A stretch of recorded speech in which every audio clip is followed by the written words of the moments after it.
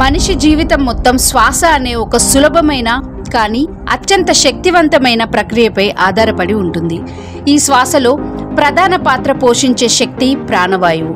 ఇది కేవలం శ్వాసలో తీసుకునే గాలిలోని ఆక్సిజన్ మాత్రమే కాదు, సృష్టి అంతటా వ్యాపించి ఉన్న ఒక జీవశక్తి. హిందూ, బౌద్ధ, యోగ శాస్త్రాలలో దీనిని ప్రాణ లేదా ప్రాణశక్తి అని వ్యవహరిస్తారు.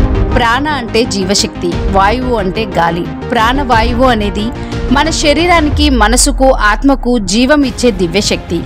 మనం శ్వాసించేటప్పుడు గాలితో పాటు ఈ ప్రాణశక్తి కూడా శరీరంలోకి ప్రవేశిస్తుంది. ఈ శక్తి మనం నాడీ వ్యూహం, మెదడు, హృదయం, పరివర్తన, కణజాలం అన్నింటినీ సమతుల్యం చేస్తుంది.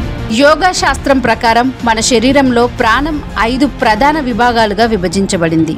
1. ప్రాణ, శ్వాసక్రియకు బాధ్యత వహించే శక్తి. 2. అపాన, విసర్జన, శరీర శుద్ధి నిర్వహణ. 3. సమాన, జీర్ణక్రియ మరియు శక్తి సమతుల్యం.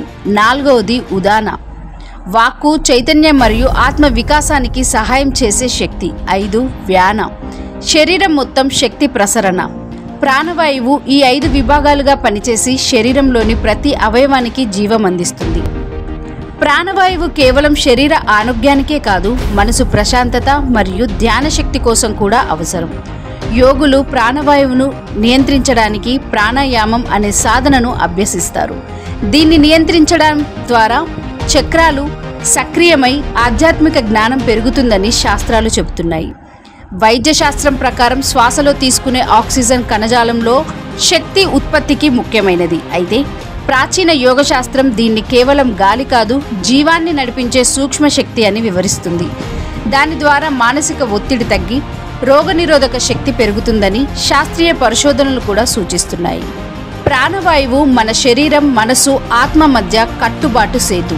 ఇది కేవలం గాలి కాదు, సృష్టి అంతా వ్యాపించి ఉన్న జీవశక్తి. దాన్ని సరిగా అర్థం చేసుకుని ప్రాణాయామం, ధ్యానం వంటి సాధనాలతో మనం దీన్ని నియంత్రిస్తే ఆరోగ్యం, ప్రశాంతత, ఆధ్యాత్మికత, జ్ఞానం అన్నీ మన సొంతం అవుతాయి.